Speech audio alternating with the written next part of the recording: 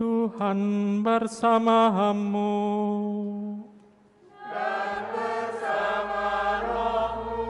Inilah Injil suci menurut Santo Lukas.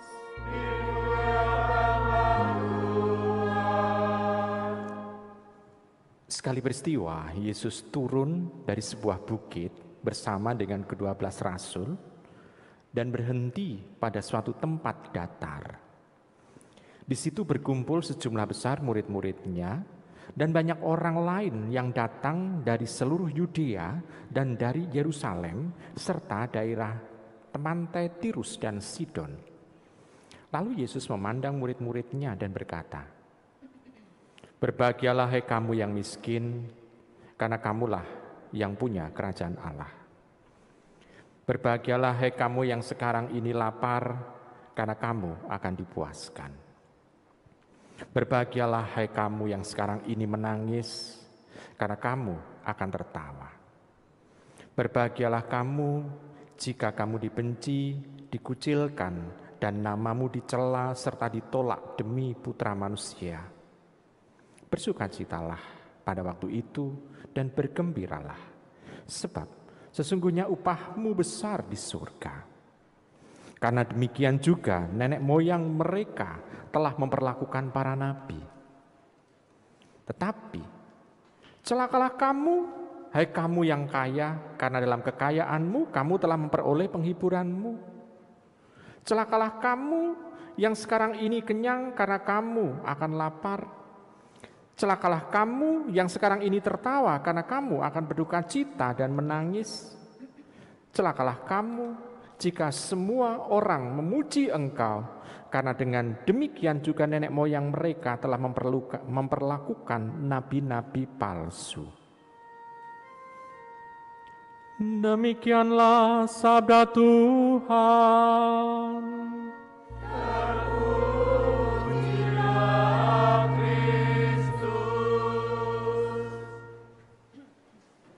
Ibu, Bapak, Saudari-saudara terkasih dalam Yesus Tuhan, sangat sulit sebetulnya untuk berkhotbah tema ini. Pertama kita melihat situasi yang dialami oleh Tuhan Yesus dulu. Kalau Injil Matius berkhotbah tentang sabda bahagia, itu khotbahnya adalah Tuhan Yesus khotbah di atas bukit, berarti masih di atas bukit. Tetapi Lukas itu mengatakan bahwa Tuhan turun dari bukit menuju ke tanah datar. Sing bener sing ndi nek kuwi miturut atau sesungguhnya situasi yang ada. Kan sudah berbeda, tetapi sebetulnya yang mau diungkapkan oleh dua penginjil ini tidak keliru. Bukan peristiwanya, misalnya Tuhan Yesus ada di mana, tetapi yang jelas adalah pendengarnya banyak dan yang dikatakan adalah hampir sama. Yang sulit lagi, yang kedua adalah tentang sabda bahagia yang mengatakan, "Berbahagialah hai kamu yang miskin, karena kamu punya kerajaan Allah." Sungguh banyak orang yang miskin yang berteriak sekarang ini karena gak bisa hidup, apalagi dengan situasi pandemi saat ini. Sudah dijepit dengan situasi ekonomi, masih dijepit dengan ketakutan akan adanya pandemi, penyakit. Bagaimana bisa orang itu dihibur bahwa engkau adalah empunya kerajaan Allah? Bagaimana realitanya itu bisa terjadi? Lalu dikatakan, "Berbahagialah engkau yang menangis." Coba kita bayangkan kalau pandemi saja, banyak orang menangis karena orang yang dicintai banyak yang meninggal. Orang yang dekat dengan dia banyak yang mengalami dalam tanda kutip kecelakaan. Menangis. Bagaimana dia bisa dihibur dengan hal itu? Bagaimana bisa bahagia? Lalu kita juga bisa melihat bagaimana pengalaman kita kalau kita dibenci, dicela, digosipkan. Bagaimana bisa mengalami bahagia? Baik, secara manusiawi sulit. Tapi bagi Tuhan, kenapa ini dikatakan? Sekarang kita mencoba melihat dari sudut pandang Tuhan. Sebetulnya orang yang mengalami penderitaan itu juga yang akan dialami oleh semua orang yang menjadi pengikut Tuhan. Jadi Tuhan tidak dari bacaan Injil ini itu mengatakan sukses di dunia ini. Jadi kalau misalnya ambil contoh, kalau ada orang yang men-sharingkan, waduh, ini ada situasi di mana saya mengalami situasi yang celaka. Lalu tiba-tiba Tuhan, dia mengatakan bahwa Tuhan memanggil saya untuk bisa lepas dari celaka itu di dunia ini. Sebetulnya celaka, penderitaan itu penting untuk kita. Kenapa? Begini Ibu Bapak, kita ambil contoh yang lain. Kalau Anda mempunyai 2 anak, yang satu itu kos di lain tempat, misalnya anak itu kembar ya, anak itu kembar, yang satu kos di Jakarta misalnya, yang satu hidup bersama dengan orang tuanya. Kira-kira setelah 1 tahun dia hidup dan anak yang kos itu di Jakarta itu tidak pernah ketemu orang tuanya, yang lebih dewasa terlebih dahulu kira-kira yang mana? Yang lebih dewasa? Yang kos. Kenapa? Karena mengalami apa? Serba kekurangan. Jauh dari orang tuanya. Sedangkan kalau yang dekat, ada apa-apa, masih ada yang diandalkan. Tapi yang jauh, harus apa? Kreatif. Semakin dia harus bijaksana. Untuk apa? Untuk bisa menghidupi dirinya. Maka kita bisa melihat ternyata penderitaan bagi diri kita ini itu sebagai sesuatu yang penting untuk mendewasakan kita. Tapi bukan berarti bahwa Tuhan itu mau jegur ke kita atau memasukkan kita dalam dunia penderitaan. Bukan. Karena yang dialami oleh Tuhan sendiri adalah salib. Salib adalah penderitaan. Dan Tuhan tidak menghindarkan itu. Tetapi Tuhan menghadapi di sana. Untuk memperlihatkan apa? Aspek kedewasaan yang dimiliki oleh Tuhan pada saat dia meniti salib itu. Jadi kualitas kedewasaan terlihat di sana. Maka penderitaan itu ternyata penting bagi diri kita. Justru kalau kita dimanja oleh Tuhan, kita tidak akan bisa menjadi orang yang bijaksana. Orang disebut bijaksana, kenapa? Karena orang itu mampu untuk bisa mempunyai pengalaman bagaimana dia bisa menghadapi tantangan, rintangan pada waktu masa mudanya. Sehingga dia bisa merumuskan dengan kata-kata mutiara mungkin pada masa tuanya itu. Yang menjadi semacam pedoman bagi dirinya kalau dia nanti menghadapi rintangan, tantangan yang lain lagi. Justru di sini Tuhan mau mengatakan bahwa kalau kita beriman kepada Allah, jangan kita puas dengan manja kepada Tuhan. Tetapi kita berusaha untuk kreatif terlebih dahulu. Nah, itu persis dikontraskan atau istilahnya dibalik oleh Tuhan dengan sabda celaka. Sabda celaka di sini. Kalau orang hanya di sana mengatakan celakalah engkau yang kaya, apakah kalau menjadi kaya itu dosa? Enggak. Enggak. Tetapi yang dimaksud celaka karena kaya ini adalah kalau dia hanya menghidupi dirinya sendiri tanpa ingat yang lain. Di sini mau dikatakan bahwa dengan kekayaan itu orang hanya mencari penghiburan, bukan mencari Allah, maka disebut dengan celaka. Jadi di situ, maka menjadi kaya bukan dosa. Tetapi kelirunya kalau orang itu dengan kekayaannya itu hanya mencari penghiburan saja. sehingga tidak pernah ketemu Tuhan, maka disebut celaka. Maka jangan ditafsirkan, oh kalau begitu kita akan mengatakan oh orang-orang yang kaya-kaya itu celaka. Enggak. Gereja pun juga kalau ditanya jujur, masih butuh orang kaya enggak? Masih. Kenapa? Ya kalau kita bangun apa-apa itu butuh siapa? Baik. Tetapi kita bisa melihat bahwa kadangkala ini ditafsirkan macam-macam. Maka kita bisa melihat bahwa di satu sisi penderitaan itu penting, di sisi lain kalau orang itu dalam keadaan beruntung, jangan hanya istilahnya itu sombong dengan keberuntungannya ini, yaitu dia mencari kenikmatan sesaat, kenikmatan belaka. Tetapi yang dia cari haruslah yang paling utama, yakni Allah. Segala macam ini kita sebetulnya mencari Tuhan, mau dekat dengan Dia. Ibu bapak, saudara-saudari yang terkasih dalam Tuhan. Jadi pengalaman-pengalaman menyedihkan dalam hidup ini penting bagi diri kita. Lalu, mengapa itu bisa terjadi seperti itu? Ya, karena Tuhan menginginkan justru situasi orang mau untuk mencari Allah. Coba sekarang kalau kita bisa melihat konkret saja. Orang ingat Tuhan kalau orang itu sedang sedih atau sedang senang. Sedang apa? Sedang sedih, baru ingat Tuhan.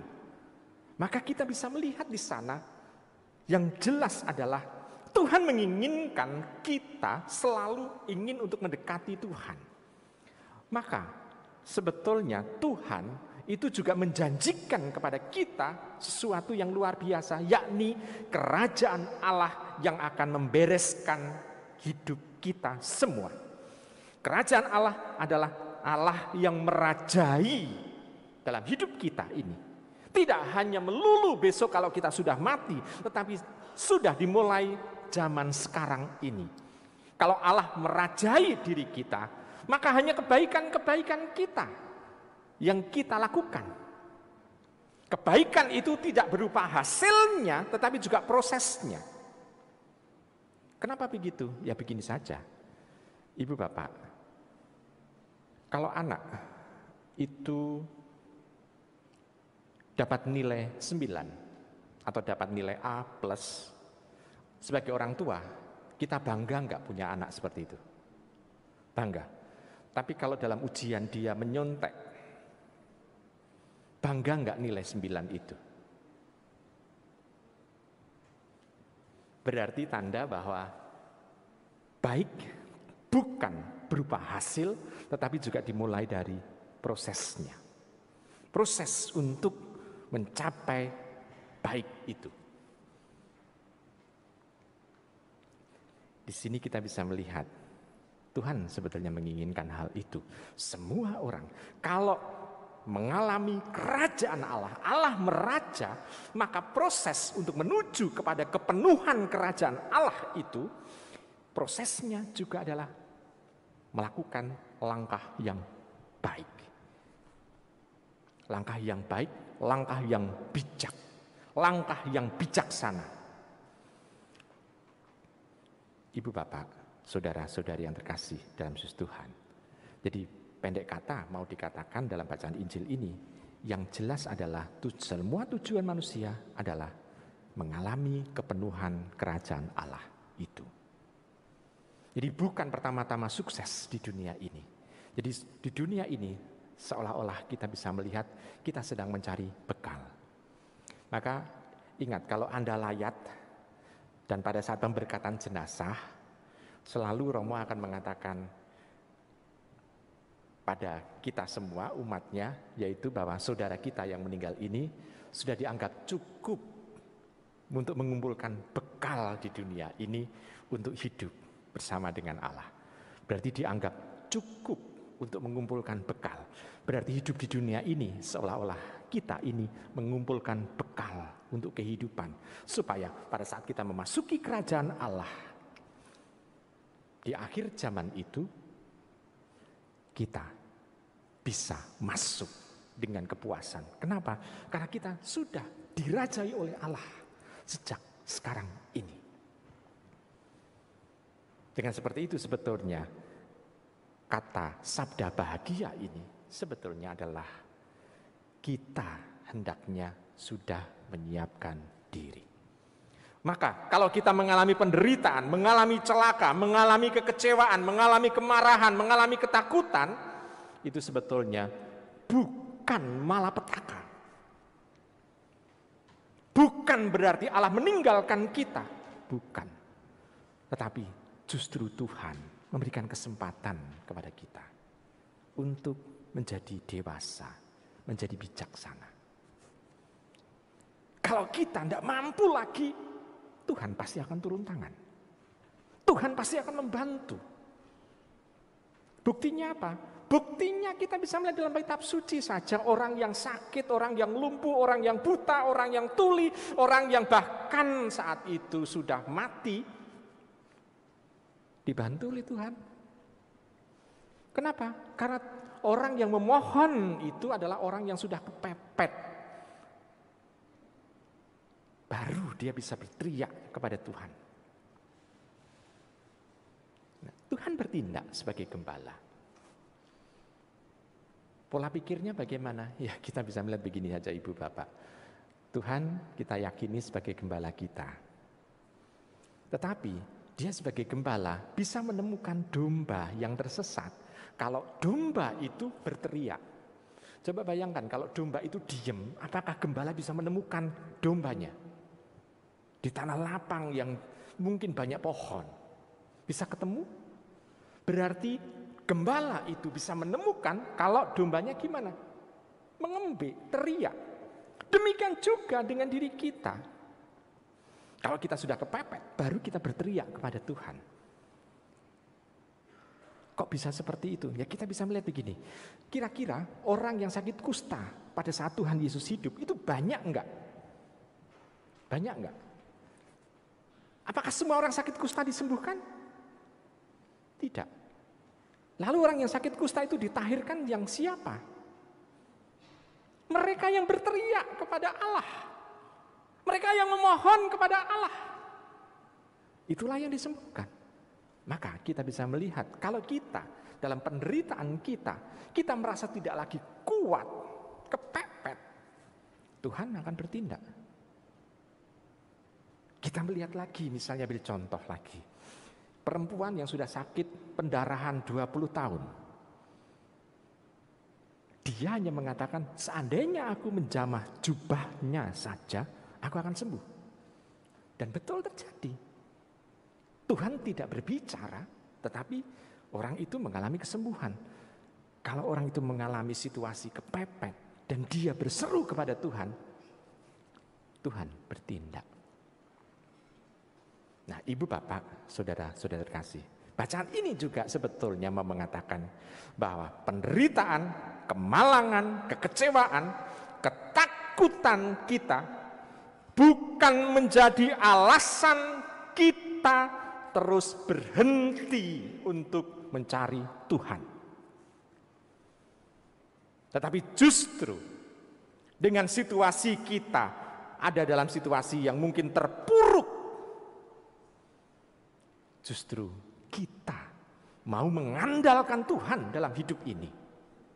Membiarkan Tuhan itu menguasai hati kita.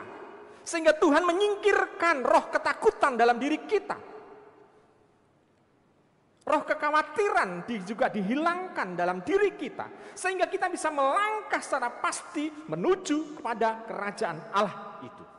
Dan kerajaan Allah bukan hanya dalam ini impian saja atau dalam pikiran, tetapi juga dalam kenyataan. Ibu Bapak, Saudara terkasih dalam Tuhan, kenapa harus ada dalam kenyataan? Begini, ini harus dengan banyak contoh supaya enak. Ibu Bapak, kalau Anda lapar, apa yang Anda pikirkan? Makanan? Apakah dengan Anda memikirkan makanan Anda sudah kenyang? Kan baru mikir tok. Tapi di sini makanannya ada banyak sekali. Mungkin menu-menu restoran sak Semarang itu penuh di sini. Tetapi apakah kita kenyang? Enggak. Tetapi kalau kita melakukan pencarian makanan dan kita makan, baru kita mengalami kenyang. Berarti kalau kita berbicara mengenai kerajaan Allah, jangan hanya selesai dengan pikiran, tetapi harus dengan tindakan untuk mengusahakan, mencari dan menemukan. Dengan seperti itu, maka kita akan bisa mengalami yang namanya bahagia. Jadi bahagia tidak hanya dialami dalam hati, tidak hanya dialami dalam pikiran, tetapi juga harus ada tindakan untuk mencari dan menemukan kerajaan Allah itu. Sampai di sini apakah jelas? Jelas? Bisa dilakukan. Bisa dilakukan. Nah, saya percaya dan saya yakin umat Semarang Indah adalah umat yang sudah berjalan mencari kerajaan Allah. Amin. Maka marilah kita tegak berdiri, kita ungkapkan syahadat kita sebagai ungkapan bahwa kita sebagai murid Kristus senantiasa mengusahakan pencarian dan menemukan kerajaan Allah dalam hidup kita di dunia ini.